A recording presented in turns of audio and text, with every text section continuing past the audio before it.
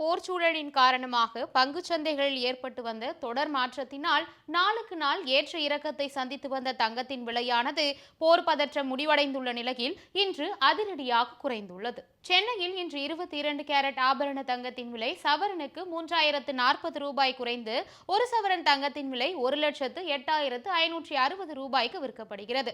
கிராமுக்கு 380 ரூபாய் குறைந்து ஒரு கிராம் தங்கத்தின் விலை 13,570 ரூபாயாக நிர்ணயிக்கப்பட்டுள்ளது. தங்கத்தின் விலை அதிரடியாக குறைந்துள்ள நிலையில் வெள்ளியின் விலையிலும் இன்று அதிரடி மாற்றங்கள் நிகழ்ந்துள்ளது.